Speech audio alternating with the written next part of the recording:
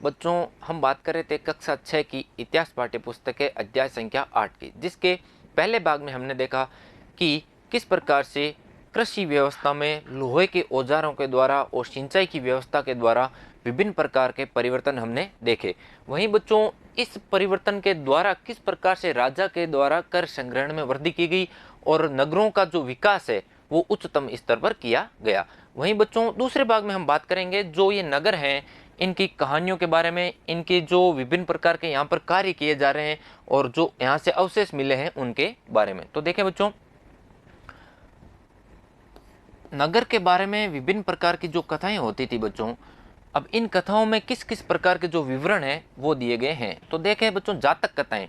तो जातक कथाएं बच्चों वो कहानियां होती है जो आम लोगों में क्या होती है, प्रचलित होती है, और जो आम लोग हैं इनमें ही इनका सबसे अधिक चलन होता है। तो ये कहानियां क्या कहलाती है, जातक कथाएं कहलाती है। इसी प्रकार की एक जातक कथा है जो निर्धन व्यक्ति से संबंधित है और उसका हमारे अध्याय में संकलन किया गया है। तो देखें बच्चों, एक निर्धन की चतुराई। तो एक शहर में एक गरीब युवक रहता है और उसके पास में एक मरे हुए चूहे के अलावा कुछ नहीं था। तो बच्चों, इसमें एक निर्धन व्यक्ति की बात करें और उस निर्धन व्यक्ति के पास में एक चूहा था और वह चूहा भी क्या हो गया, मर गया। उसने उस चूहे को एक सिक्के में एक भोजनालय वाले की बिल्ली के लिए क्या कर दिया, बेच दिया। तो बच्चों, अब ये जो चूहा था इस निर्धन व्यक्ति के पास में, उसको उसने क्या किया कि भोजनालय वाले की बिल्ली थी, उस बिल्ली के लिए उसने इस चूहे को क्या कर दिया, बेच दिया। तो देखें बच्चों, ये किस प्रकार से अपनी आजीविका चला रहा है। फिर एक दिन क्या किया, बड़ी जोर की आंधी आती है और राजा का जो बगीचा है वो टूटी हुई टहनियों और पत्तों से भर गया। तब माली के लिए बच्चों ये मुश्किल हो गई कि पूरे बगीचे की साफ सफाई ये किस प्रकार से करे। तो युवक ने माली से कहा कि अगर लकड़ियां और पत्ते उससे मिल जाए।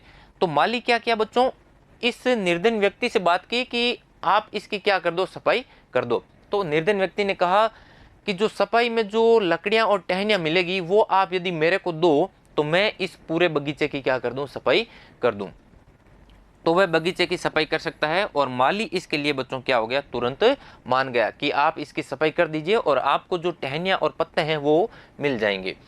तो इस निर्धन युवक ने क्या किया बच्चों, देखिए कि पास में ही खेल रहे बच्चों से यह कहा कि आप इनको इकट्ठा करें और प्रत्येक टहनी और पत्ते के बदले उनको क्या मिलेगी बच्चों, एक एक मिठाई इस युवक के द्वारा दी जाएगी। तो इसको देखते ही देखते क्या किया कि इन सभी बच्चों ने बगीचे से एक एक तिनका चुकर गेट के पास में क्या कर दिया, इसका ढेर लगा दिया। इन सभी बच्चों ने क्या किया, बहुत कम समय में पूरे बगीचे की सफाई कर दी और गेट के पास में उसका ढेर लगा दिया। तभी बच्चों उधर से राजा का जो कुम्हार है वो बर्तनों को पकाने के लिए ईंधन की तलाश में जा रहा था। कुम्हार बर्तनों को पकाने के लिए बच्चों लकड़ी और जो इस प्रकार के ईंधन है इनका प्रयोग करते हैं। इसलिए कुम्हार ने क्या किया, उस ढेर को देखा और इस ढेर को क्या कर लिया, उस निर्धन व्यक्ति से खरीद लिया और उसको कुछ पैसे उसने दे दिए। तो इस प्रकार से हम देखेंगे पहले उसने चूहे को बेच के पैसे कमाए, अब जो ये पत्तों और टहनियों को बेचकर क्या कमा रहा है, पैसे कमा रहा है। अब इस युवक ने एक और योजना बनाई और एक बड़े से बर्तन में इसने क्या भरा बच्चों, पानी भरा और नगर के द्वार पर चला गया और वहां पर उसने देखा कि जो घास काटने वाले 500 लोग थे इन सभी को उसने क्या कर दिया बच्चों, पानी पिलाया। नगर के द्वार के पास में विभिन्न प्रकार के जो घास होती थी उसको काटने के लिए बड़ा एक लोगों का समूह था, उसको इस आदमी ने, जो निर्धन व्यक्ति है, उसने क्या पिलाया, पानी पिलाया। अब देखिए बच्चों, इसकी जो योजना है वो आगे किस प्रकार से कि खुश होकर उन लोगों ने उससे कहा कि तुमने हमारे लिए इतना अच्छा काम किया है तो अब हम तुम्हारे लिए क्या कर सकते हैं वो तुम बताओ। तो निर्धन व्यक्ति ने कहा कि जब मेरे को आपकी सहायता चाहिए होगी तब मैं आपको बता दूंगा, अभी आप मेरे लिए कुछ भी मत कीजिए। तो उसके बाद उसने एक व्यापारी से क्या की बच्चों, दोस्ती की और एक दिन उस व्यापारी ने बताया कि कल एक घोड़े का व्यापारी 500 घोड़ों के साथ में इस अपने शहर के अंदर आ रहा है। तो बच्चों, अब निर्धन व्यक्ति ने सोचा कि यदि एक व्यापारी 500 घोड़ों के साथ में शहर में आएगा तो उन घोड़ों के खाने के लिए घास की व्यवस्था भी वो यहीं से करेगा। तब ये जो तीसरे प्रकार की योजना है वो देखिए किस प्रकार से बना रहा है। इस युवक ने जो उस घास काटने वाले अर्थात जिनको इसने क्या पिलाया था, पहले पानी पिलाया था, वहां जाकर कहा कि कृपया तुम सब एक एक घास का गट्टर मुझे दे दो और अपनी घास तब तक मत बेचो जब तक मेरी नहीं बिक जाए। तो बच्चों इस प्रकार से आप इसकी योजना देखिए कि अब ये जो निर्धन व्यक्ति है ये उन घास काटने वालों के पास गया और उनसे रिक्वेस्ट की, कहा कि आप सभी लोग एक एक जो घास का गट्टर है वो मुझे दे दो और मेरे जो गट्टर हैं वो जब तक बिक नहीं जाए तब तक आप किसी को भी अपना घास का गट्टर नहीं दोगे। तो उन्होंने उसे घासों के 500 गट्टर दे दिए और जब घोड़े के व्यापारी को कहीं भी घास नहीं मिली तो उस घोड़े के व्यापारी ने मजबूरन उस निर्धन व्यक्ति से क्या की, घास खरीदनी पड़ी और इस प्रकार से उसने फिर से क्या किया, इसके बदले कुछ पैसे कमा लिए। तो इसमें हम देख रहे हैं कि बच्चों एक निर्धन व्यक्ति है और उसके द्वारा किस प्रकार से अपनी आजीविका चलाने के लिए चतुराई के द्वारा काम किया जा रहा है।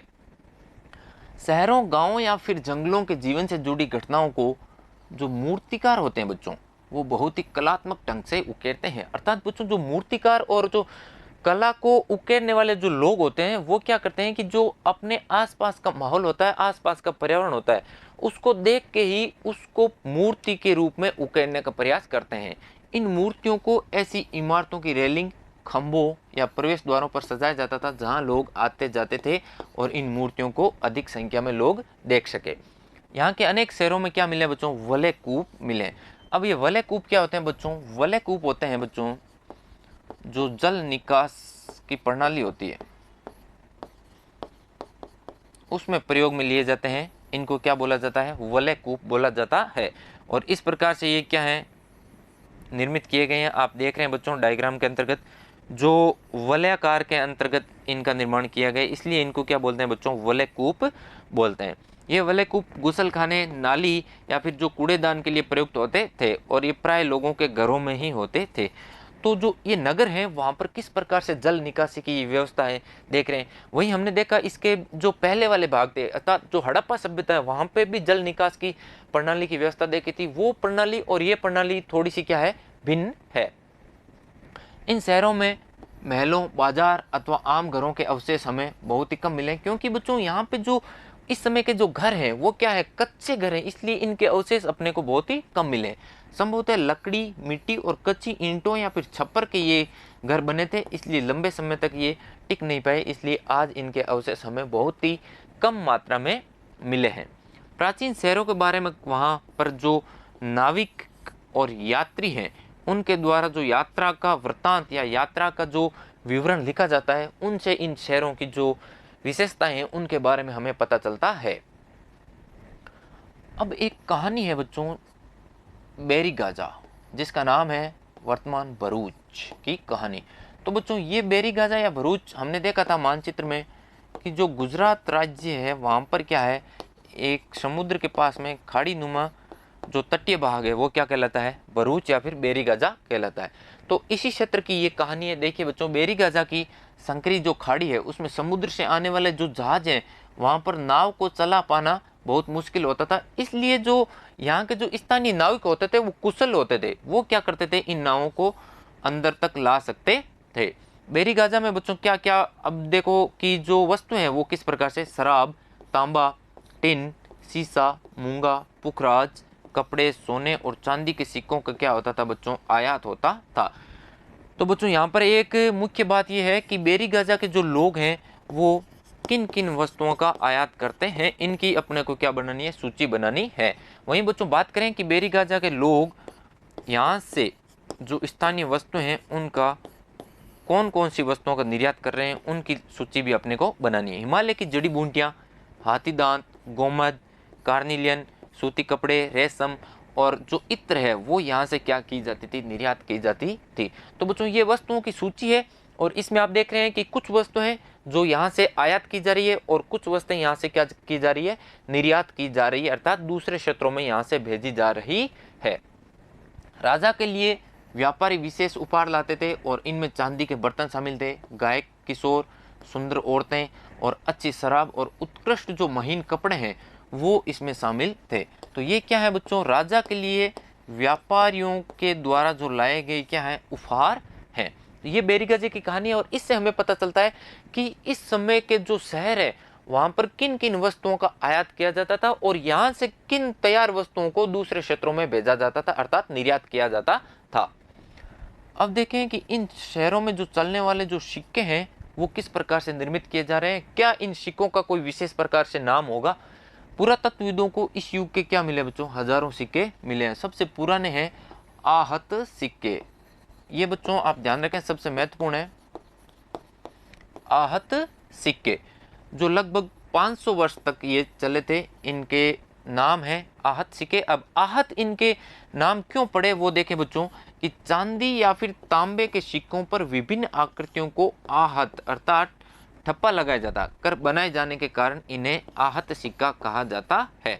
ये सामान्यतः आयताकार, वर्गाकार या फिर गोलाकार आकृति में मिलते हैं। अब ये इनके क्या है, इन सिक्कों के आकार हैं जो विभिन्न प्रकार के आयताकार हैं, वर्गाकार है और गोलाकार हैं। ये धातु की चादर को काटकर या फिर धातु के जो चपटे गोलिकाएं हैं इनसे बनाए जाते हैं। इन सिक्कों पर कुछ लिखा हुआ नहीं है बल्कि ठप्पे के द्वारा कुछ चिन्ह इनके ऊपर बनाए जाते थे, इसलिए ये सिक्के क्या कहलाते हैं बच्चों, आहत सिक्के कहलाते हैं। अब ये आहत सिक्के किसके हैं बच्चों, या तो अधिकांशतः तो चांदी के मिले हैं और नहीं तो बात करें कि तांबा धातु जो है इसके भी ये सिक्के मिले हैं। सोने के जो सिक्के हैं वो इस समय अभी तक देखने को नहीं मिल रहे हैं। उपमहाद्वीप के अधिकांश हिस्सों से ये सिक्के पाए गए हैं और ईसा की आरंभिक सदियों तक ये प्रचलन में रहे थे। और ये जो डायग्राम आप देख रहे हैं ये आहत सिक्कों से संबंधित डायग्राम है। और ये जो धातु की चादरें होती थी उनको काट कर बनाए जाते थे और उनके ऊपर ठप्पे लगाए जाते थे और ये जो विशेष प्रकार के सिक्के बनते थे इन सिक्कों को क्या नाम से पुकारा जाता है, आहत सिक्कों के नाम से पुकारा जाता है। अब बात करें कि जो विनिमय के साधन है कि इस समय जो वस्तुओं का आदान प्रदान है वो एक मुद्रा के द्वारा हो रहा है अथवा एक वस्तु का दूसरी वस्तु के बदले विनिमय हो रहा है। तो देखें बच्चों, संगम साहित्य की इस छोटी सी कविता को देखते हैं कि खेतों के सफेद धान गाड़ियों पर लादे जा रहे हैं नमक के लिए। अर्थात यहाँ पर क्या है बच्चों, वस्तु विनिमय की जो प्रणाली होती है, अर्थात वस्तु के बदले वस्तु, अर्थात एक वस्तु के बदले में दूसरी वस्तु, जिससे क्या हो सभी का काम चल सके, वस्तु विनिमय की प्रणाली दिख रही है। क्योंकि जो सफेद धान है अर्थात धान का वस्तु विनिमय करेंगे किसके साथ में बच्चों, नमक के साथ में। ये इस कहानी के द्वारा हमें पता चल रहा है कि खेतों के सफेद धान गाड़ियों पर लादे जा रहे हैं नमक के लिए। लंबे लंबे रास्ते चांदनी सी सफेद रेत पर परिवार को समेटे कहीं पीछे छूटने जाए। शहरों से नमक के सौदागरों के यूं चले जाने से सिर्फ सन्नाटा ही शहरों में रह जाता था। तो ये नमक के बच्चों क्या होते थे, बहुत बड़े बड़े व्यापारी होते थे। इन व्यापारियों के द्वारा जो कृषकों के द्वारा जो धान उत्पादन किया जाता था उनके साथ में वस्तु विनिमय प्रणाली के आधार पर इनका आदान प्रदान होता था। तो बच्चों इस भाग में यहीं तक बात करेंगे और इसके अगले भाग में हम बात करेंगे जो इन नगरों की अन्य विशेषताएं हैं या फिर इन नगरों में कौन कौन से जो वर्ग हैं और किस प्रकार से अपने कार्य कर रहे हैं उनके बारे में। तब तक के लिए धन्यवाद।